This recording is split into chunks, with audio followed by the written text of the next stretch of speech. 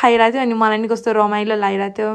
धेरै टाइमपछि मेरो भाइलाई देखेँ अनि त्यसपछि टाइम स्पेन्ड गर्न मन लाग्यो फ्यामिलीसँग भेटघाट हुँदा चाहिँ सबैलाई एकदमै धेरै रमाइलो हुन्छ अनि म चाहिँ आफू पर्सनली जन्मेको ठाउँ पनि आई मिन यही घर हो नि त सो त्यही भएर मलाई चाहिँ आफ्नो अङ्कलहरू आन्टीहरू आफ्नो फ्यामिली अनि त्यसपछि मेरो बुढो घर सबको एकदमै धेरै माया लाग्छ अनि म घर आउँदाखेरि चाहिँ लाइक नर्मली भेट्न गएको नै हुन्छु कहिलेकाहीँ यस्तो रेयर केस हुन्छ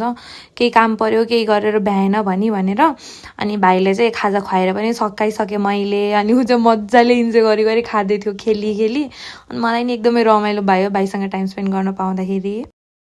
सो खाजा खाएपछि हाम्रो सानो महाराजमा एनर्जी आए जस्तो छ खतरा जमिनमा स्विमिङ गर्दै हुनुहुन्थ्यो अनि यो चाहिँ एकदमै खतरा देखिरहेको थियो कि सो मैले भिडियो बनाइदिएको यो चाहिँ हाम्रो 3 जना भाइहरूको पुसअप कम्पिटिसन हो अनि मेरो ठुलो भाइको पछाडि चाहिँ सानो भाइ बसिरहेछ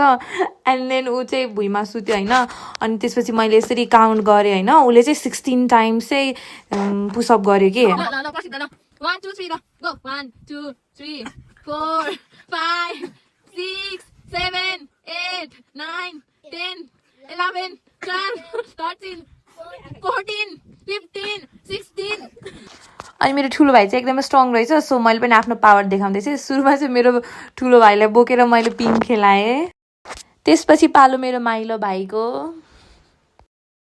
अनि त्यसपछि आइन मेरो सानो सानो खुजुरी भाइ सानो भाइ सो म घरबाट फर्किने बेला चाहिँ मेरो अङ्कल चाहिँ मिलमा मकै पिसाउन व्यस्त हुनुहुन्थ्यो